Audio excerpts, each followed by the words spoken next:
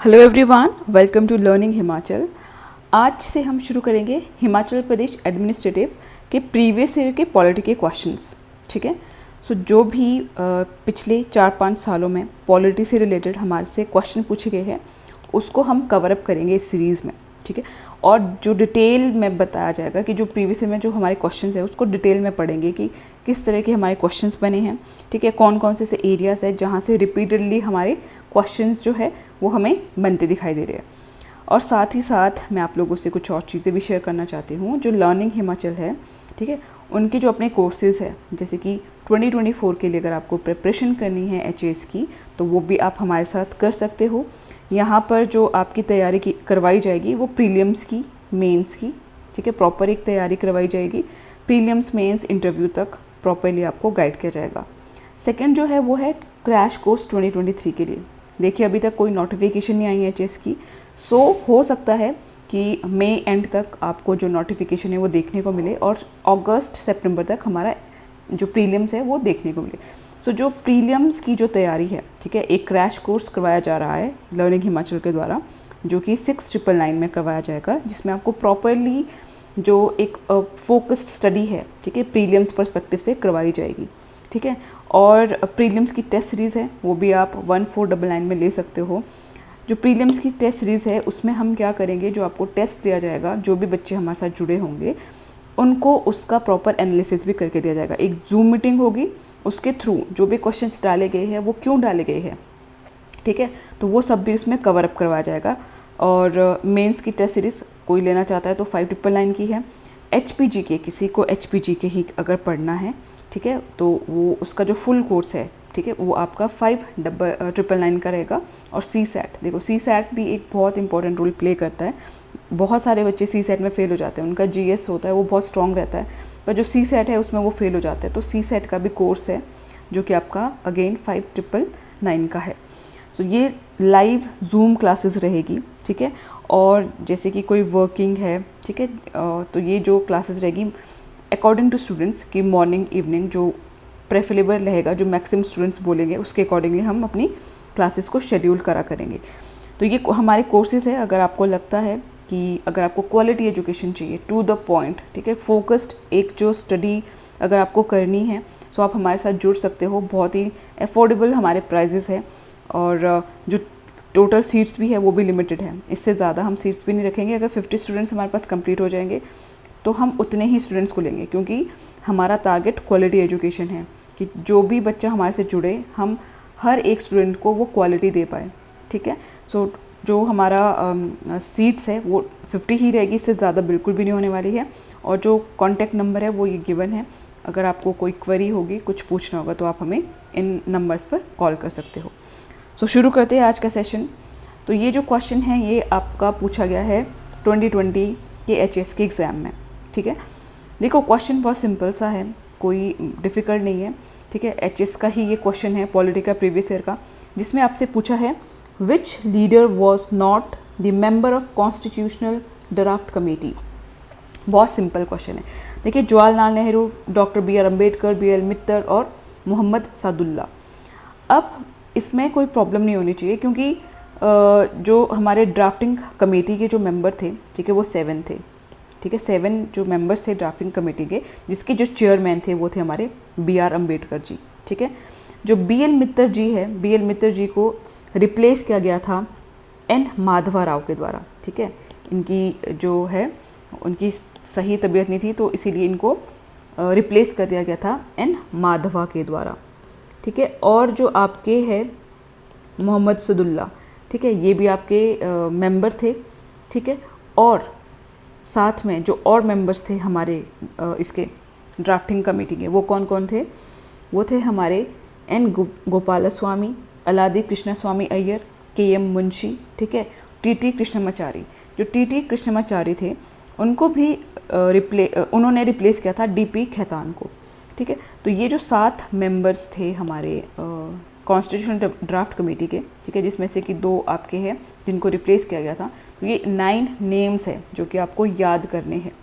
अब अगर जवाहरलाल नेहरू जी की मैं बात करूं तो जवाहरलाल नेहरू मेजर कमेटी के चेयरमैन हुआ करते थे, जैसे कि यूनियन पावर कमेटी, ठीक है, तो जहाँ पे यूनियन आपको देखने को मिलेगा, कोई कमेटी का नाम आएगा, जैसे यूनियन पावर कमेटी, उसके जो हमारे चेयरमैन थे वो जवाहरलाल नेहरू थे, ठीक है। अगर यूनियन कॉन्स्टिट्यूशनल कमेटी, ठीक है, उसके भी जो हमारे चेयरमैन थे वो कौन थे, जवाहरलाल नेहरू थे।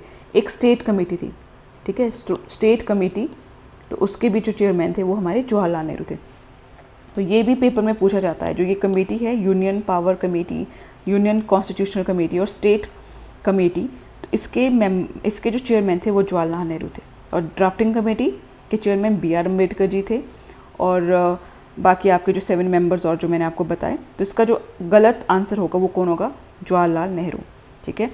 कौन नहीं थे मेंबर हमारे, जवाहरलाल नेहरू इसके मेंबर नहीं थे। बाकी जो तीनों गिवन है ऑप्शन वो बिल्कुल करेक्ट है, ठीक है। अब हमें प्रीवियस ईयर के जो क्वेश्चन थे उसको इसी तरह से ही पढ़ना है, ठीक है। आपको ये नहीं करना है कि अच्छा क्वेश्चन पढ़ा और यहाँ पे देख लिया कि जवाहरलाल नेहरू है, उसको ठीक है जी मेरा तो प्रीवियस ईयर का क्वेश्चन हो गया कंप्लीट, इस तरह से नहीं करना है। हर एक ऑप्शन को भी पढ़ना है कि क्या, क्योंकि देखो जो भी आप अगर एनालिसिस करते हो प्रीवियस ईयर का, तो हर एक क्वेश्चन कहीं प्रीवियस ईयर का रिलेट करता है आपके करंट जो आपका पेपर होता है, ठीक है। तो हर एक क्वेश्चन का जो भी ऑप्शन है उसको भी प्रॉपर्ली आपको पढ़ना है, ठीक है। अब नेक्स्ट क्वेश्चन हम देखते हैं, जो कि अगेन 2020 में पूछा गया था, जिसमें है part 9 has been created after the passing of 73rd constitutional amendment, ठीक है।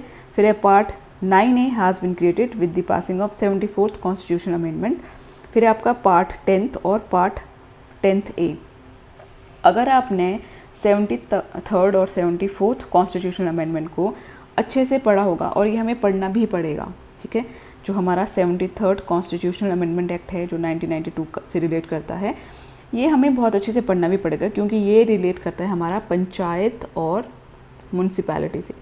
तो पंचायती जो राज है, जो पंचायती राज हमारा चैप्टर है, वहाँ से श्योरली आपका एक क्वेश्चन आना ही आना है, ठीक है।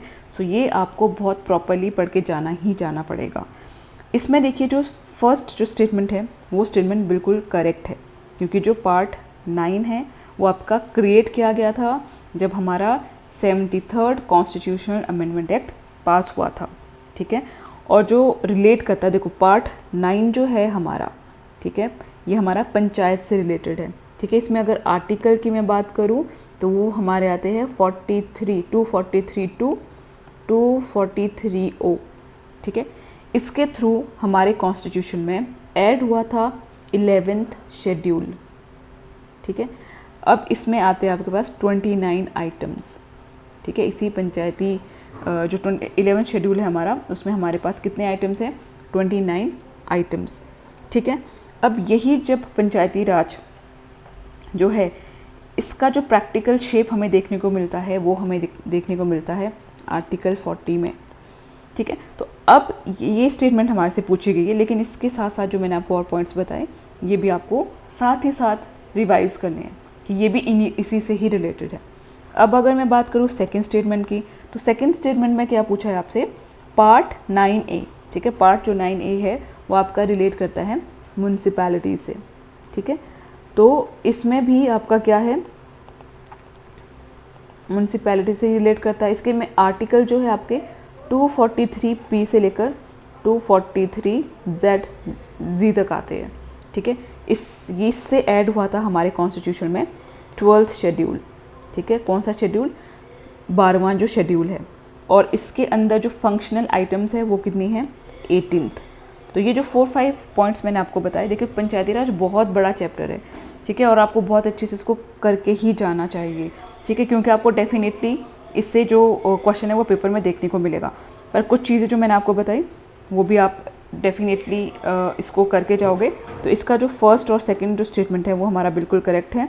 और जो पार्ट हमारा 10th है, ये हमारा रिलेट करता है शेड्यूल एंड ट्राइबल एरिया से, ठीक है। इसका जो आर्टिकल है वो 244 है, तो ये हमारा नहीं करता है 73rd कॉन्स्टिट्यूशनल अमेंडमेंट से। और जो फोर्थ स्टेटमेंट है वो आपका बिल्कुल गलत है। तो इसमें सिर्फ 2 ही स्टेटमेंट हमारे ठीक है, तो आंसर क्या होगा, ऑप्शन 1 एंड 2, ठीक है। यानी कि इसका भी आंसर क्या है, ए, ठीक है। नेक्स्ट क्वेश्चन की तरफ बढ़ते हैं। नेक्स्ट क्वेश्चन जो आपसे पूछा गया है, which of the following officer can be removed from his office by the governor. अब देखिए गवर्नर से रिलेटेड क्वेश्चन है कि गवर्नर जो है वो किसको रिमूव कर सकता है, किसको रिमूव करने की पावर जो है वो गवर्नर के पास है जी। ठीक है, अब अगर मैं बात करूँ एडवोकेट जर्नल ऑफ स्टेट की, ठीक है, स्टेट से ही रिलेटेड है, ठीक है। तो जो एडवोकेट जर्नल होता है स्टेट का, ये हमारे आते हैं आर्टिकल 165 में, ठीक है। ये आपको ये चीज़ें ऑटोमेटिकली पता होनी चाहिए अगर आपको पॉलिटी पढ़नी है। देखो पॉलिटी पढ़ने का मैं आपको बताती हूँ कि बहुत इजी है पॉलिटी, सिर्फ पॉलिटी रिवीजन मांगती है। जितना आप रिवाइज़ करोगे आपको पॉलिटी उतनी मतलब कि याद रहेगी और पेपर में आपके कोई भी क्वेश्चन गलत नहीं होंगे। अगर आपने एक बार अच्छे से पढ़ लिया और बार बार उसका रिवीजन करते रहोगे तो आपके पॉलिटी के क्वेश्चन बहुत ईजी आते हैं और उसमें मतलब कि गलती के चांसेस है वो बहुत कम रहते हैं। अब जो एडवोकेट जर्नल है आर्टिकल 165 में आता है, ये आपका हाईएस्ट लॉ ऑफिसर होता है स्टेट का, ठीक है। और जो अपॉइंटमेंट है, ठीक है, जो अपॉइंटमेंट है वो आपकी कौन करता है, गवर्नर के द्वारा की जाती है, ठीक है। अब जो टर्म है वो फिक्स्ड नहीं है, जो एजी की टर्म है स्टेट में वो फिक्स्ड नहीं होती है, नॉट फिक्स्ड।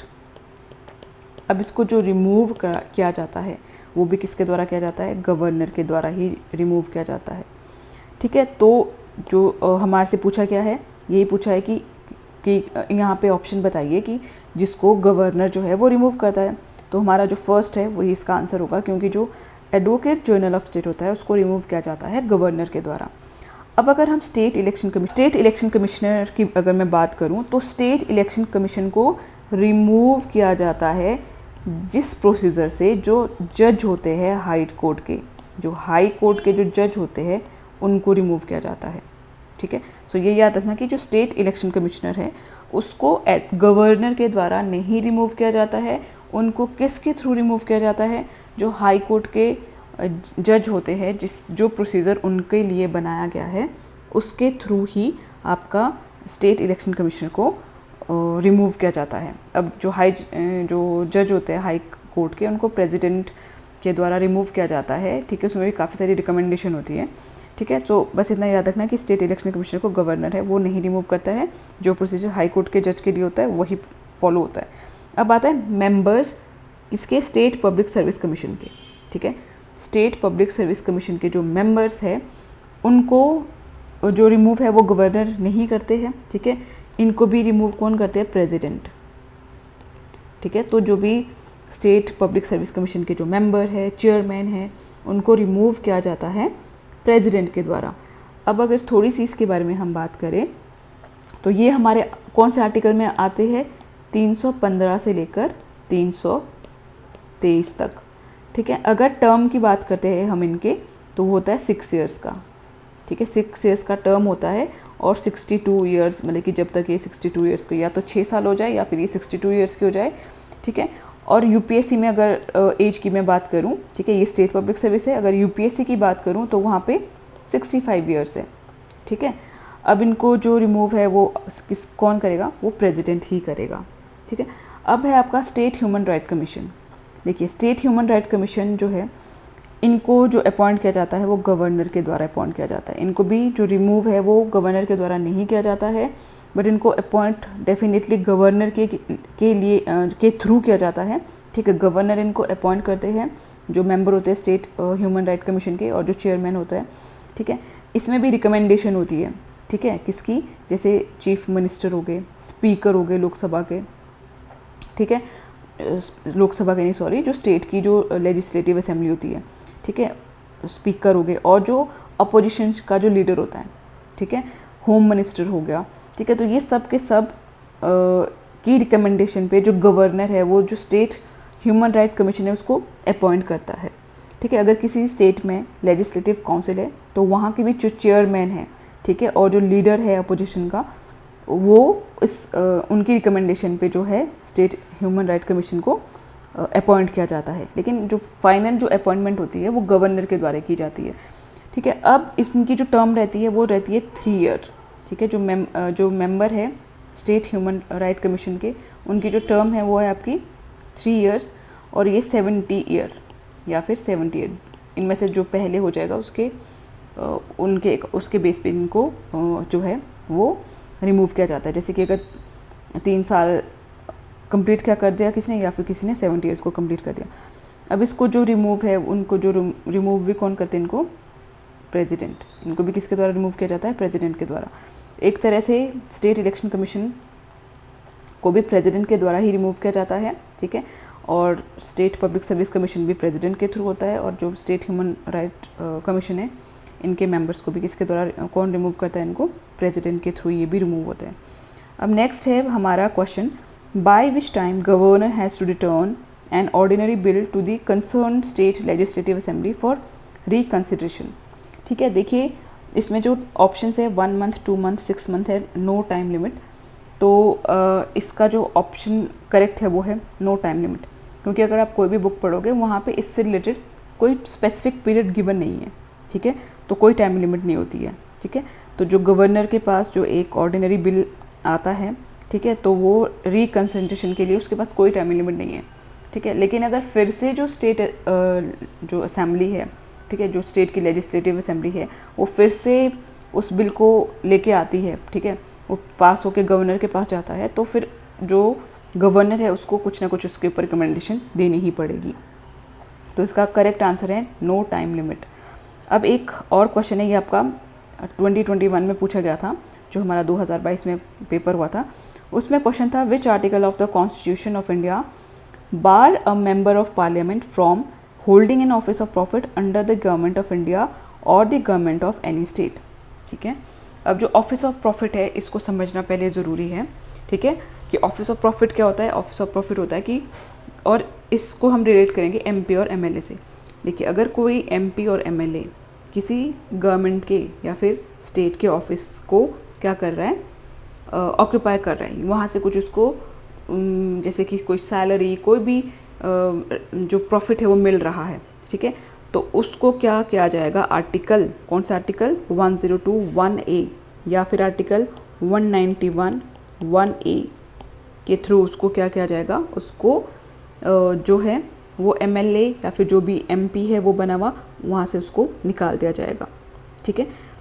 अब इसमें एक केस आता है, देखो जया बच्चन का। देखो जया बच्चन जो है हमारी, वो मेंबर थी राज्यसभा की, ठीक है, बट जो जया बच्चन है वो आपकी चेयरपर्सन भी थी यूपी के फिल्म डेवलपमेंट काउंसिल की किसी। लेकिन अब उसमें ये हुआ था उस केस में कि जो जया बच्चन है वहाँ से भी उनको कुछ ना कुछ जो है प्रॉफिट मिल रहा होगा, भले ही वो, अब देखो जया बच्चन का बोला था कि मैं वहाँ से कोई जो पैसे है वो नहीं ले रही हूँ, कोई भी प्रॉफिट वहाँ से नहीं ले रही हूँ, पर जो भी वो यूपी फिल्म डेवलपमेंट कोर्स जो भी था वो किसके अंदर आता था, ऑफिस ऑफ प्रॉफिट के अंदर वो आता था, इसीलिए जया बच्चन को राज्यसभा से रिमूव कर दिया गया था। तो ऑफिस ऑफ प्रॉफिट में ये होता है कि अगर कोई भी एमपी या कोई एमएलए किसी भी ऑफिस से, गवर्नमेंट का ऑफिस होगा, स्टेट गवर्नमेंट का ऑफिस हुआ या फिर सेंट्रल गवर्नमेंट का ऑफिस हुआ, वहाँ से कुछ भी प्रॉफिट उसको मिल रहा है, तो उसकी जो एमपी या फिर एमएलए की जो भी कुर्सी है वो जाने वाली है, ठीक है। सो ये किस आर्टिकल के थ्रू है, ये है आपका आर्टिकल 1021A, या फिर आपको ये दूसरा आर्टिकल भी याद रखना है 191(1)A, ठीक है। सो ये थे आज के कुछ 4 और 5 क्वेश्चंस जो कि हमने डिस्कस किए। सो जितने भी क्वेश्चंस आपके आते हैं उनको जस्ट वैसे नहीं करना है कि इसका आंसर ये है, इसका आंसर ये है। आपको क्या करना है, आपको प्रॉपरली जितने ऑप्शंस है उसके, ठीक है, उन पे भी थोड़ा सा डिटेल में स्टडी करना है। फिर आप देखोगे कि कहीं ना कहीं जो प्रीवियस ईयर के क्वेश्चंस है वो किस तरह से आपको हेल्प करते हैं आपके जो आने वाले एग्ज़ाम्स होते हैं, ठीक है। तो तरीका थोड़ा चेंज करना पड़ेगा, अदरवाइज़ आपको जो मॉक टेस्ट आप देते हो, ठीक है, या जितना हेल्प आपको प्रीवियस ईयर कोई क्वेश्चंस करेंगे उतना आपको कोई भी मॉक टेस्ट नहीं कर सकता। इसीलिए प्रीवियस ईयर के क्वेश्चन का बहुत डिटेल एनालिसिस, उनको बहुत डिटेल से स्टडी करना बहुत ज़रूरी है, ठीक है। So thank you everyone and all the very best. अगर आपको कोई डाउट है, कोई क्वेरी है, आप हमें कॉल करके या फिर आप हमें जो नीचे कमेंट सेक्शन होता है वहाँ पर भी लिख सकते हो, ठीक है। और कोई कोर्स आपको, किसी कोर्स में आपको कोई कोर्स लेना है, सो आप हमें बता सकते हो। जो भी एजुकेशन है, जो भी आपको यहाँ पे पढ़ाया जाएगा वो बिल्कुल क्वालिटी एजुकेशन रहेगा, ठीक है। So thank you everyone, thank you so much.